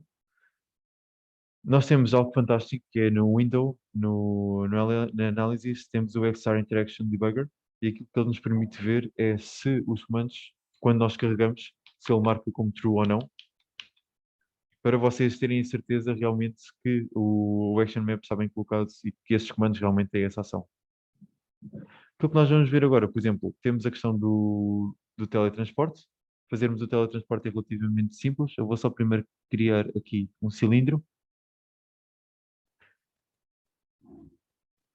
Vou mover este cilindro aqui para o nosso espaço. Vou reduzir só um bocadinho. Portanto, temos aqui o nosso objeto, que branco com branco não dá jeito nenhum. Vou só alterar aqui o material dele para outro qualquer. Portanto, e imaginemos que eu agora quero que o player se consiga teletransportar para este ponto. Se vocês carregarem em teleport, vão ver aqui algumas opções diferentes. O Teleportation Provider é algo que nós já temos aqui, certo? Isto é para ele nos dizer que, ok, o teletransporte está ativo e podem utilizar. Portanto, no Cylinder, nós temos então a usar ou Anchor ou Area. A Area significa que qualquer ponto dentro deste objeto aqui seria um ponto válido para transporte. O Anchor vai mesmo definir aqui que quando ele se transporta para aqui, vai exatamente parar aqui ao meio. Portanto, imaginemos que eu tenho aqui este cilindro, ou então crio aqui um outro maior. Portanto, se eu aqui em vez do anchor tiver um area, significa que eu conseguiria, por exemplo, apontar aqui o nosso line renderer para qualquer ponto aqui e quando nós carregássemos, ele realmente ia nos transportar aí para esse ponto. Portanto, o teletransporte é fixe quando vocês não queiram que o jogador passe para outras áreas do mapa. Ou seja, quando vocês querem controlar exatamente quais é que são as áreas do cenário entre o que o jogador se pode mover. Agora, eu aqui é quando vou passar para outro projeto, só para conseguir explicar também esta outra parte, que é, nós temos os comandos, e até, desculpa, o microfone. Nós temos os comandos, e quando nós temos os comandos, a presença que nós temos nas nossas mãos é mínima. Nós podemos, por exemplo, colocar só uma mesh, podemos ir procurar o modelo dos comandos e usarmos essa mesh com o movimento dos comandos. E para fazermos algo semelhante a isso, basta criarmos, por exemplo, vou só pôr aqui uma capsule com uma dimensão, por exemplo, 0.2, 0.0, 0. Eu aqui criei só uma cápsula, vou só pô-la aqui para dentro. Desde duas uma, ou vocês podem pô-la aqui como filha do controller, ou então têm já inclusivamente aqui uma opção de pôr um model prefab, por exemplo, aqui da cápsula. E depois, quando fizerem play, é só ajustarem, por exemplo, a rotação para ver se a rotação parece mais ou menos. Portanto, estamos só a atribuir umas mãos falsas. Em contrapartida, aquilo que nós podemos tentar fazer é realmente colocar uma mão que reage aos botões. Portanto, a Oculus providencia já um modelo de uma mão e a única coisa que eu fiz desta parte aqui foi fazer uma animação, por exemplo, para fechar o dedo, o indicador e o polegar e fazer outra animação só para fechar os outros dedos. Portanto, estes outros dedos fechar com o grip, estes outros dedos aqui fechar com o trigger, por exemplo. Portanto, faz uma animação, fazemos uma layer mask para pormos, para dizermos, ok, esta máscara aqui é ativa quando é carregado este aqui, esta aqui é ativa quando é carregado o outro. Temos, no entanto, de pôr depois o animator a ir buscar estes valores. E pronto, depois também já está nos slides e no projeto que eu vos passei. Temos que criar só um pequeno script e temos que lhe dizer para ir buscar aqui algumas ações ao Interaction Toolkit. O Select Action está a fazer o grip e o Activate está a fazer o Set Trigger. Nós depois estamos só aqui a passar para ele ir buscar lá os valores e para realmente ele ativar esta animação quando fizer os valores. Ou seja, isto não é uma animação constante, é uma animação que ativa mesmo quando só é carregado. Eu agora vou só abrir então outro projeto que vos consegui mostrar. Ok, aparentemente já tinha aberto. Fixe, ok, já temos aqui outro projeto. Portanto, aquilo que está incluído neste projeto é nada mais nada menos do que este modelo aqui da mão. As animações da mão a fechar e a abrir com as masks. Só abrir aqui o animator. Pronto, e temos aqui uma layer então para o trigger e outro para o grip. E os scripts associados. Estes scripts estão colocados, deixa-me só abrir aqui a cena.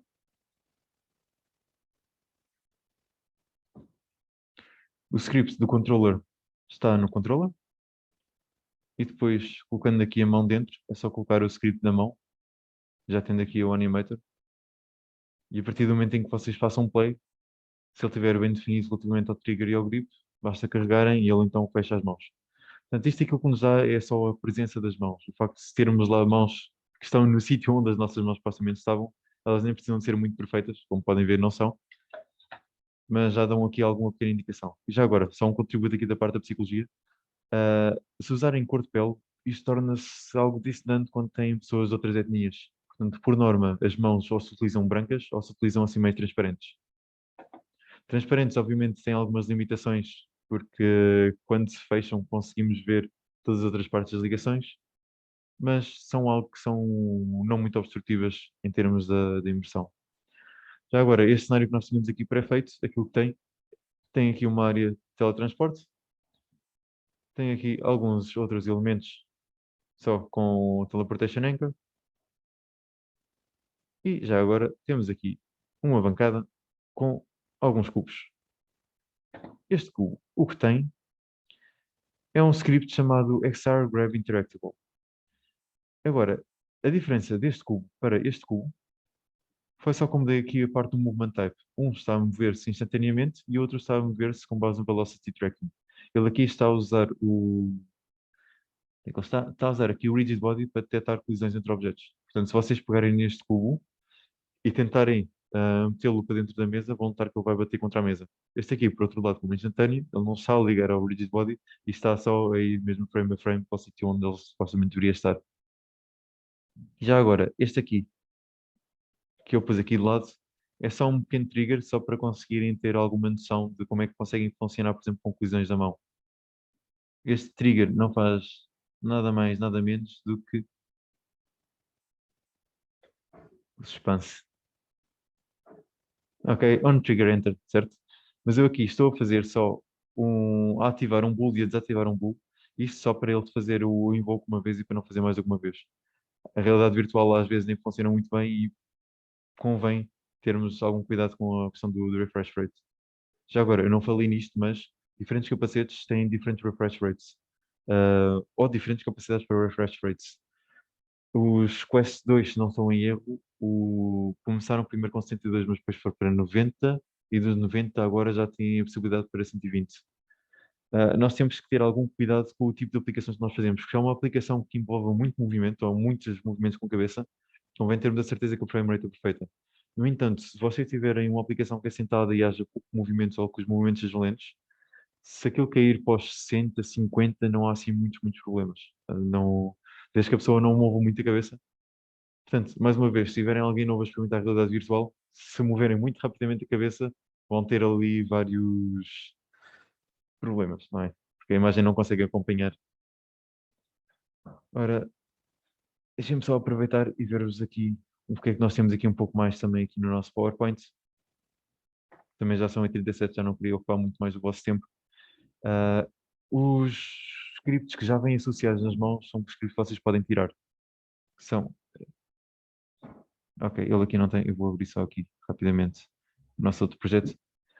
Estes scripts, que é o XR Interactor, o Line Renderer e o XR Interaction Line, são os scripts para fazer aquela linha que vocês veem. Essa linha, entretanto, vocês também podem manuseá-la sem grande problema aqui, mudar a cor, por exemplo, quando ele está a interagir com um objeto ou não.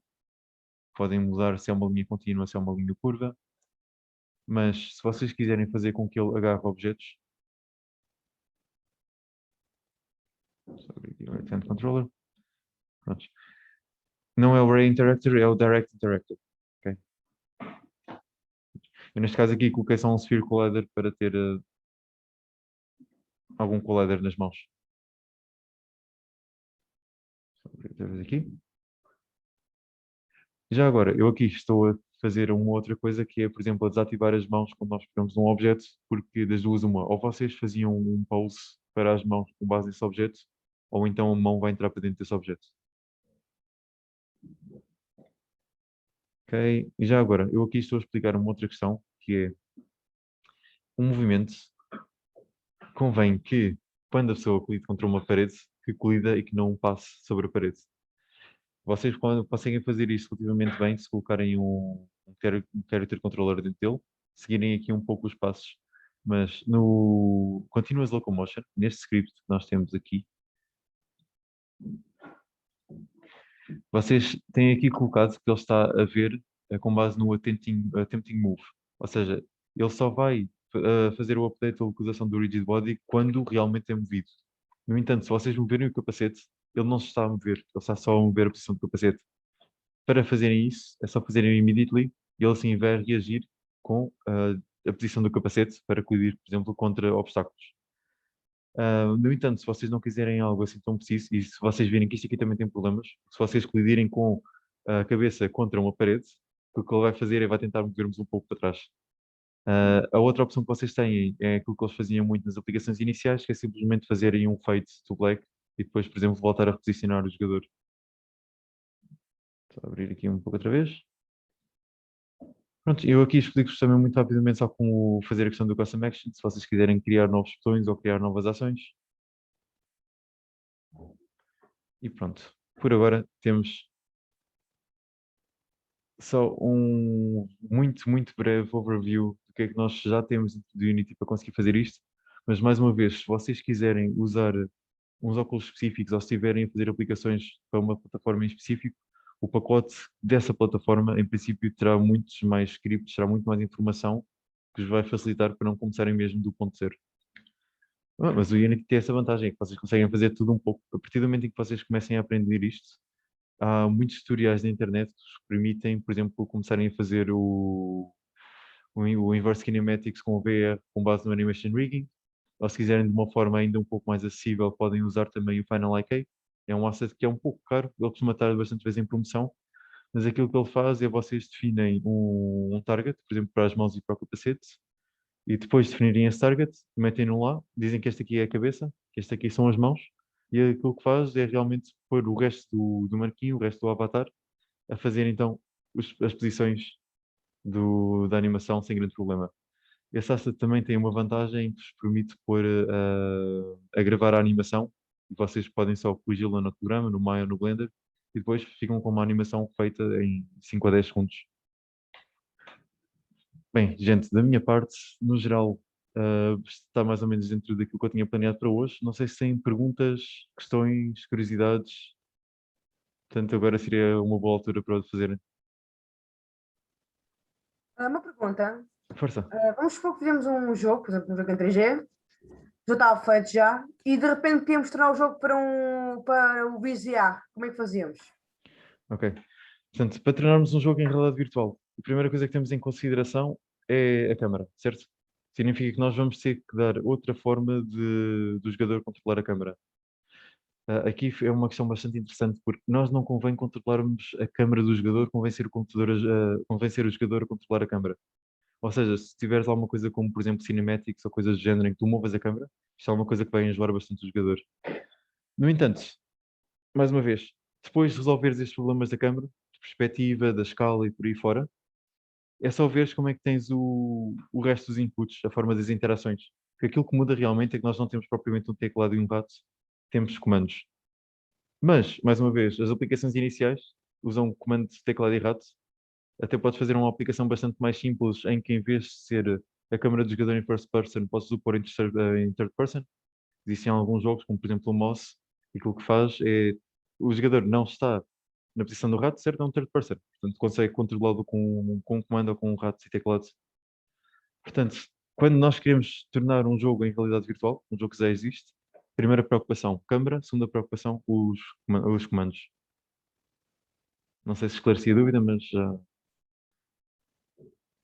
Esclareceu. Ok. Já agora, eu acabei por não falar nisto, mas relativamente aos preços dos capacetes, eu posso fazer uma pequena overview do que é que existe, por exemplo, neste momento no mercado. Nós temos os Oculus Quest 2, eles têm sido vendidos pela Amazon. Cá em Portugal, infelizmente, não temos grande importação disto. Ok, por algum motivo também, os óculos de 64 GB são mais caros do que os outros. O preço normal, por exemplo, dos óculos Quest são a 349. Já agora, eu não estou a partilhar o ecrã, portanto, isto não dá muito jeito. Desculpem lá. Portanto, estava a dizer que a Amazon geralmente é um dos nossos grandes, eh, uma das nossas grandes fontes de acesso a equipamento de realidade virtual. São a plataforma oficial, por exemplo, para os Oculus Quest. Os Oculus Quest a 128 gigas têm este preço, 349. Mas esta semana estou com esta promoção que tem um desconto depois de 50%, de 50 euros. Não é bem um desconto, é mais um vale que vocês depois podem comprar por outro tipo de coisas também. Ah, o problema, estes óculos aqui, mais uma vez, foram comprados pelo Facebook. O Facebook está em fase de mudança. Por agora, ele ainda precisa de fazer o login obrigatório da vossa conta de Facebook para acederem aos óculos. Não é a prática mais segura em termos de privacidade. O outro exemplo que eu dei dos outros óculos que eu estou a usar neste momento são os HP. Eles aqui estão a aparecer com a 618 euros. Eles, na verdade, sei que eles estão a 400 euros, já não me lembro exatamente qual é que é o site, muitas vezes em promoção. Ah, Tem aí os capacetes da HTC Vive, que são capacetes um pouco mais caros. A maior parte deles usam o outside tracking. Eles fizeram agora uns novos óculos de realidade virtual que honestamente não são bem aquilo que nós estaríamos à espera. Lançaram, por exemplo, estes óculos aqui a 500 euros, mas a única coisa que isto faz é só praticamente para ver vídeos e pouco mais. Eles não têm comandos, o comando é o telefone da pessoa, portanto é só também um comando a 3 off, não tem botões, literalmente. Ah, e tem outros capacetes, como por exemplo os Vive Pro, este aqui já é uma segunda versão, mas o preço deles é algo jeitoso. Deixa-me só ver se ele consegue carregar. Pronto, são óculos que estão na ordem dos 1400 euros. Por outro lado, têm os óculos da Steam, Valve. Ok. Eu acho aqui que tem autorização a esta net. Estes óculos aqui já têm alguns anos, eles estão a quase 1100 euros, mas são praticamente sempre escutados. Agora, existem bastante rumores em que eles vão lançar agora uma nova versão. Mas isto para explicar, a maioria dos óculos neste momento, os mais acessíveis estão na ordem dos 300, 400 euros, têm algumas limitações. Os outros que supostamente já têm um tracking bastante bom, já começam a entrar a partir dos 700, 800, 1000 euros e por aí fora. Mas para o próximo ano, em princípio, vão sair bastantes coisas também. Existe um site que vos permite, pelo menos, perceberem o que é que está lá e quais é que são as características dos equipamentos. Eu vou colocar aqui no chat, que é o VR Compare. Só pelo menos para terem uma noção de qual é que é a resolução, se o capacete é standalone ou não. Se é standalone, ou seja, os capacetes standalone, como por exemplo o Quest 2, eles têm um processador Android, eles estão a usar o XR2, sim. Portanto, eles quando têm bastantes capacidades para funcionar autonomamente, a qualidade gráfica deles também é bastante boa. Têm problemas a nível de bateria, no entanto, por agora ainda é muito limitado. E já agora, eu posso partilhar, existem uns óculos que passaram agora pelo Kickstarter e tiveram bastante sucesso. Estes óculos aqui não são só realidade virtual, são também óculos de realidade aumentada. Mas eles conseguem fazer coisas bastante engraçadas, como por exemplo, nós temos um universo, temos um globo, em que nós pomos lá a cabeça e estamos dentro do sistema solar e depois tiramos e estamos na nossa sala cá fora. Portanto, eles misturam, fazem aquilo que é chamado Mixed Reality, misturam o AR com VR. Mas pronto, há bastantes opções no mercado, aconselho para verem um pouco. Se por acaso tiver alguma dúvida, podem sempre mandar um mail. Vou deixar aqui o meu contacto entretanto, para alguma coisa que precisam ou dúvidas que queiram esclarecer. Mais alguma questão, dúvidas, curiosidades? Força. Ok.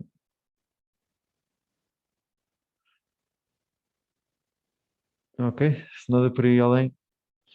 Bem, despeço-me por agora. Muito obrigado. E já sabem, qualquer coisa podem só mandar um mail.